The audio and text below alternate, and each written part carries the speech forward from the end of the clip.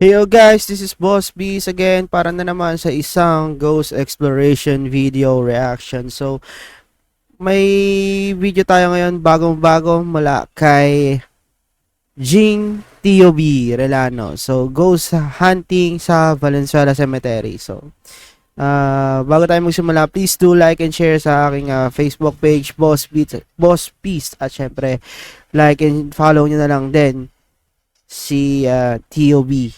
So, huwag na natin patagalin. Tara na, umpisahan na natin. Today, iimbestigahan ko ang isa sa pinakakinakatakutang sementeryo dito sa Valenzuela, ang Karuhatan Public Cemetery. Uy, puta ko na gago.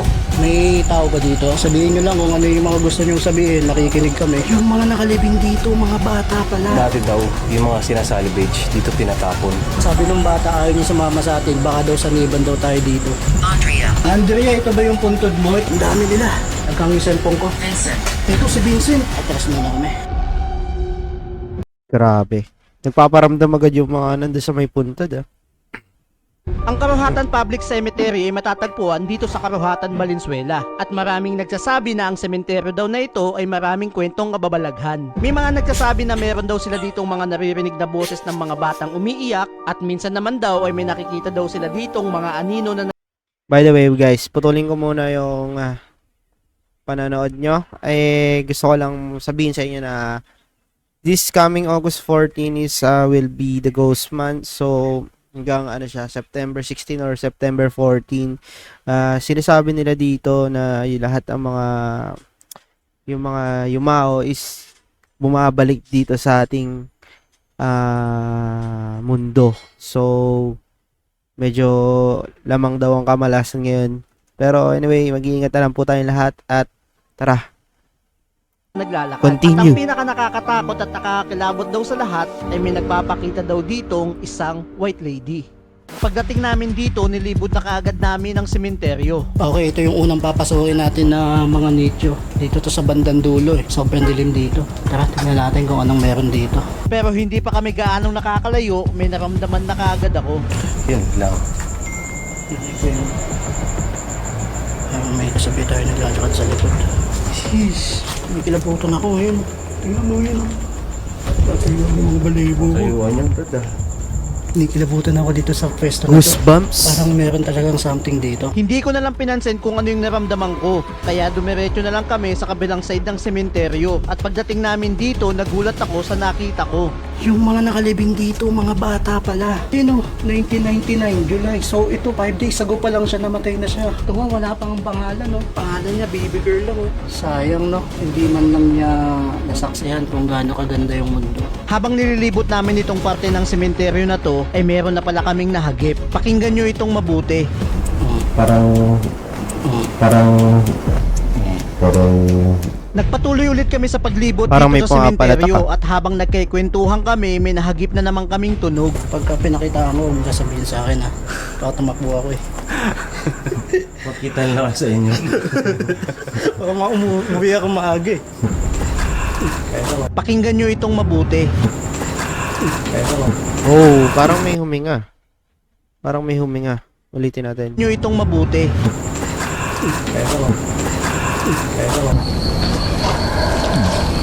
Hindi namin ito napansin noong nandito kami, kaya nagpatuloy lang ulit kami sa paglibot. Basta dito kanina, yung naglalakad kami kanina palabas, maaga-aga pa mga alas 6. Dito yung sabi nung pinsang ko, dito daw yung parang may sumusunod sa amin na naglalakad din palabas din. So tingnan mo, silipin nga natin kung ano meron dito. Pinuntahan ko at sinilip kung saan yung sinasabi ng pinsang ko na may parang naglalakad. At pagsilip ko dito, eto yung nakita ko.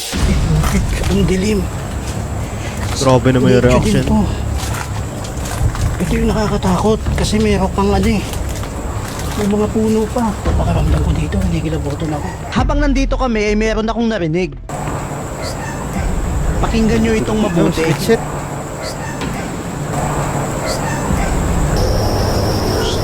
Isang sitset na hindi namin malaman kung tinatawag ba kami o gusto kaming paalisin. Kaya minabuti na namin umalis dito pero hindi pa kami nakakalayo, ito na yung nangyari. Putang ina na yun.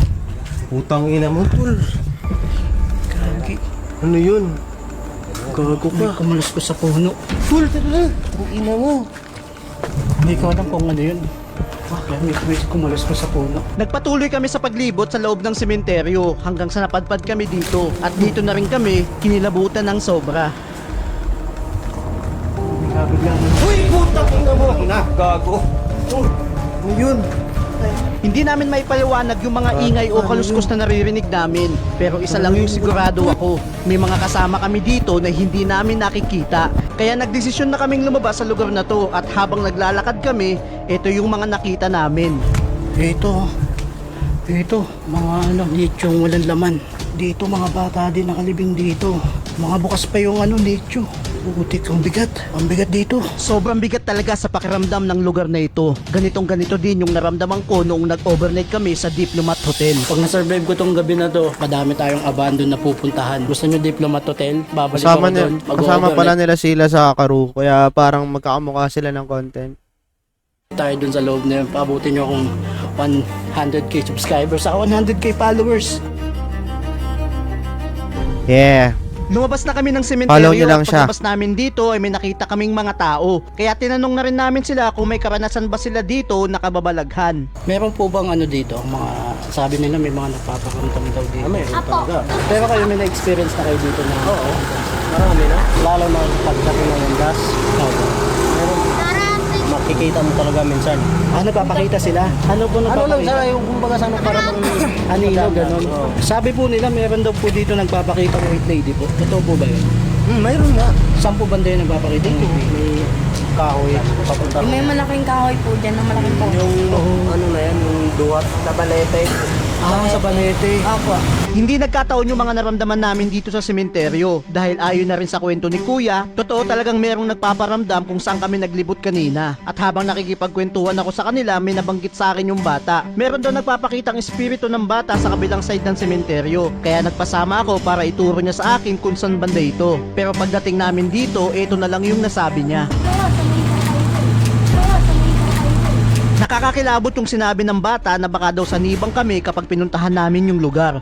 Pero dahil nga gusto kong malaman kung totoo bang may nagpaparamdam dito, pinuntahan ko yung lokasyon kahit hindi malinaw kung saan yung eksaktong lugar na sinasabing may nagpapakita. Ayaw kami dito papuntahin kayo ng bata, pero si Tio B makulit talaga to eh. Dasal na lang tayo. Nang makarating kami sa bandang gitna, may nakita akong Ay, hagdanan nagka-cross at yun, di dahil naman gusto yung kong dasal. malaman kung anong meron dito, inakyat ko ito at pag akyat ko, ito na yung nangyari. Ang bigat! Kinikilabutan ako. Hindi maganda sa pakiramdam itong lugar na ito at nang makita ko yung dulo neto, parang may naaninag ako na nakatingin sa amin. Kaya tinapat ko yung camera sa lugar na yun at habang nire-review ko na yung video at ine-edit, ito yung nakita ko. Wala naman something na nahagip yung camera na hawak ko. Pero sigurado Nakakainis. ako sa naaninag ko na may tao doon. Kuya. Nakakainis yung mga statement niya. May nakita ako. Ito ang nakita ko. Tapos sabihin, wala naman nakitang something. Ba naman to? Hawak ko. Pero sigurado ako sa naanin. Kaya tinapat ko yung camera sa lugar na yun at habang nire-review ko na yung video at ine-edit, ito yung nakita ko. Wala naman something na nahagip yung camera na hawak ko. Ng Pero toko sigurado naman, ako sa naaninag ko na may tao doon. Kuya. Kinikilabutan ako. Tayo dito to. Medyo naiinis ako. Sabi ng pinsan ko, meron daw siya nakikita dun sa dulo. Parang siya meron siyang third eye. Iba-iba yung pakiramdam dito. Pagkakit ko pa lang ang bigat, kinilabutan kagad ako. Tapos may napansin nga ako. Sa likod, kumaluskos, putang ina. At dahil nga kung ano-ano na yung nai-experience namin dito, nagdesisyon na kami na bumaba. Ayaw nila na nandito tayo. Iba yung pakiramdam ko. Puti? Hindi nyo nakita? Hindi. Anong nakita mo? Kulay putingan. Puti na naglalakad. Maliit lang siya eh. Parang bata. Kaduwende. So totoo nga yung Bata. bata nga talaga nagpaparamdam dito. Tuluyan na kami lumabas sa loob ng sementeryo at kinuha na rin namin yung gamit namin kung saan namin ito iniwan. At maya-maya lang may nakwento si Boss Pau. Kayo na kasi tol, yung mga bata diba nandun kayo. Kakwentuhan ko dito. Tapos sabi nila, dati daw yung mga sinasali beach dito tinatapon. Hinatid na namin si Boss Pao sa labasan dahil uuwi na siya at kumain na rin muna kami. At pagbalik namin sa sementeryo, nadaan naman kami dito. Okay guys, ang oras natin ngayon ay 9:46 at nandito tayo ngayon sa kinikwento ni Kuya, ni Tatay, kung saan dito daw nagpapakita yung white lady. Dito daw sa may puno na to. Lakad tayo dito. Grabe, ang creepy ng Pinuntahan puno. ko yung lugar kung saan daw nagpapakita yung white lady at tumambay ako dito ng ilang minuto. Pero wala naman akong naramdaman kaya umalis na kami at naghanap ng pwesto para maglatag ng tent. So yun o, kakalatag lang natin ng tent at ang oras natin ngayon ay 10:02 ng gabi at magpapahinga muna tayo. Mamayang alas 12 babalik tayo at susubukan natin kung ano may experience ulit natin mamaya. Gagamitin natin mamaya yung mga ghost apps natin para makipag-communicate sa kanya. Tingnan natin kung may sasagot sa atin pag kinausap natin sila. 12 AM pumunta na ako sa lugar kung saan meron daw nagpapakita na bata at pagdating ko dito ginamit ko na yung ghost apps ko. So ngayon, eto may gagamitin tayong apps. Ginamit ko yung SLS camera na ginagamit ng mga sikat na paranormal investigator para makakapture ng spirit or entity. At pagtapat ko nga nito sa harap ko, ito yung nakita ko. Putik, ang dami nila. Kinabahan ako sa part na ito kaya naisipan ko na muna na umatras. Labas muna kami kasi sobrang dami nila dito. At hindi talaga ako makapaniwala sa nakuhaan ko. Kaya minabuti ko na munang bumalik kung saan kami nagpahinga. At maya maya lang ay may dumating na mga subscribers. Alright guys, ang oras natin ay 12:51 at meron tayo dito mga kasama. Binisita tayo. Hey! Ang pangalan mo, boss? Jobert Jajo. Jobert, ikaw, boss. RJ po. Gusto nila akong samahan mag-imbestiga sa mga kababalaghan na nangyayari dito sa sementeryo. Kaya binalikan ko ulit yung lugar kung saan merong na-capture yung SLS camera. At pagdating ko nga dito, sinubukan ko ulit itong gamitin. So ito, gagamitin na ulit natin siya ngayon. Tingnan natin may makaka-capture tayo dito. Mapapansin nyo dito sa screen ko, tao siya, nandyan siya. Ngayon pag hinarap ko sa iba yan, at walang tao, ibig sabihin may nakaka-capture siyang something na spirit or kung ano. Ililibot natin ngayon. Meron dun, oh. Nilapitan ko kung ano yung nakuhaan ko, pero paglapit ko, bigla siyang nawala. Nawala siya. Inilipat ko sa ibang anggulo yung camera at hindi ko inaasahan yung nakuhaan ko. Yun. Ang tangkad naman niya. Maya-maya lang ay may nakuhanan pa akong isa. Kaya nagdesisyon na ako na kausapin sila. Hello? May tao ba dito? Okay lang ba na kausapin namin kayo? Meron ako dito ang tinatawag na ghost apps. Pwede kayong makipag-communicate sa akin gamit to. Sabihin nyo lang kung ano yung mga gusto nyong sabihin. Nakikinig kami. Pwede kayong gumawa ng ingay kung gusto nyo magparamdam sa amin. Habang sinusubukan ko silang kausapin ay merong biglang nangyari. Dark. Hindi ko malaman kung ano yung gusto niyang iparating sa sinabi niya. Madilim. Kaya ito na lang yung nasabi ko. Madilim talaga dito. Guys, sumagot siya, dark, ang sabi niya. Sinubukan ko ulit siyang kausapin at this time hindi ko inaasahan yung naging sagot niya. Andrea ang pangalan mo. Malinaw na pangalan nito ng espiritu na nandito. Kaya patuloy ko lang siyang kinausap. Bata ka ba o ano, matanda? Ilang taong ka na? Andrea. Andrea daw ang pangalan niya. Okay lang ba, Andrea, na nandito kami? Habang kinakausap ko siya, may biglang nangyari sa cellphone ko. Naghang yung cellphone ko. Naghang na yung cellphone ko. Hindi naman naghahang yung cellphone ko eh. Naghang yung phone ko, ayaw na gumalaw. Naghang yung cellphone ko at isa itong malinaw na indikasyon na may espiritu talaga dito. Kaya sinubukan kong hanapin kung may Andrea bang pangalan na nakalibing dito. Hinahanap namin yung Andrea ang Anong connect? Anong connect nung paghang na cellphone dun sa ano? Malay mo, parang glitch lang ng apps yun. Ang hirap kasi conclusion agad ng ganong ano eh. Nung ganong pangyayari, porket naghang na yung cellphone or yung apps may kaluluwa na or spirito. Namin maghanap pero wala kami makitang Andre. Dahil wala kaming makita na Andrea na pangalan. Sorry guys, pero hindi naman ako nambabash. Kasi may napupuna lang ako na hindi naman ako basher ni Kuya.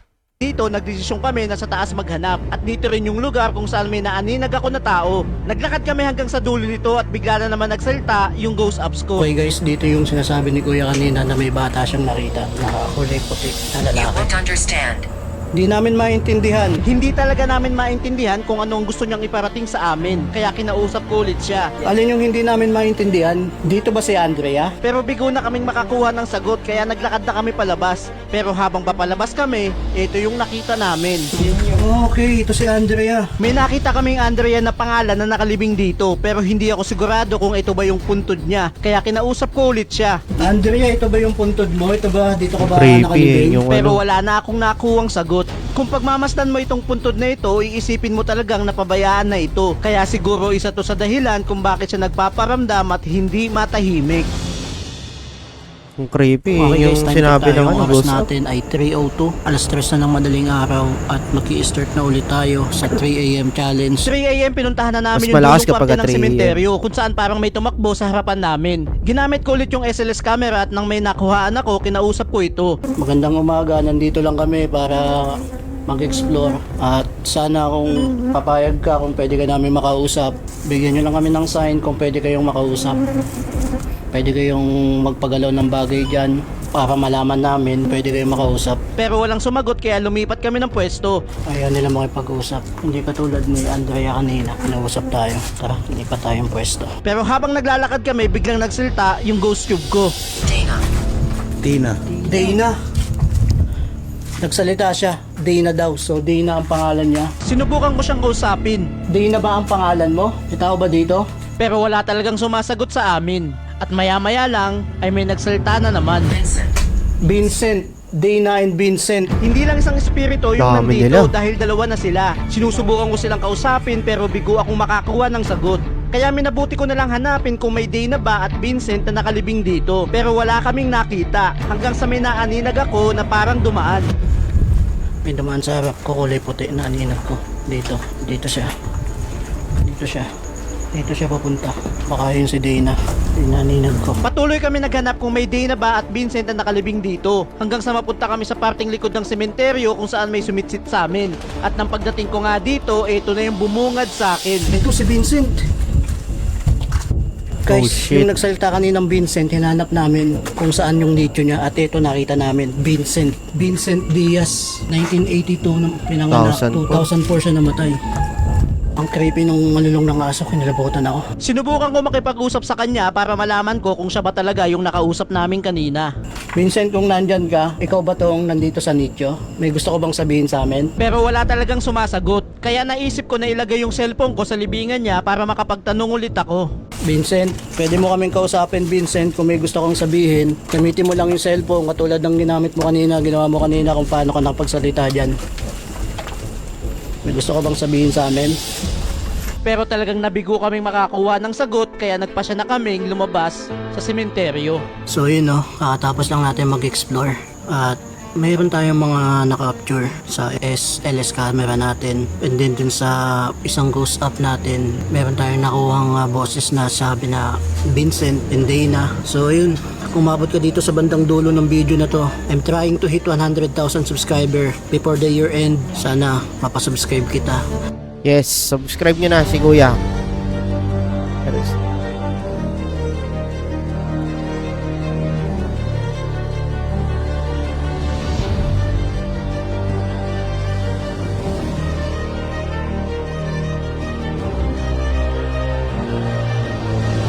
Sana all may pa-drone shot. So, yun lang. At doon na nagtapos ang video ni TUB. And kung nag-enjoy ka sa video na ito, i-follow mo na si TUB and mag-iwan ka na ng like and share sa kanyang Facebook page. So, kailangan niya daw maka 100k followers and subscribers. So, ganun din sa akin, i-follow and like nyo na yung aking Facebook page, Boss Beast. And kung umabot ka sa dulo ng video na ito, congratulations at maraming salamat sa pagsubaybay. At kung may mga gusto ka pang mga video na masasuggest na papanoorin natin, comment mo na yan sa ating comment section. And don't forget to like and share my video. So yun lang, this is Boss Beast. Peace out.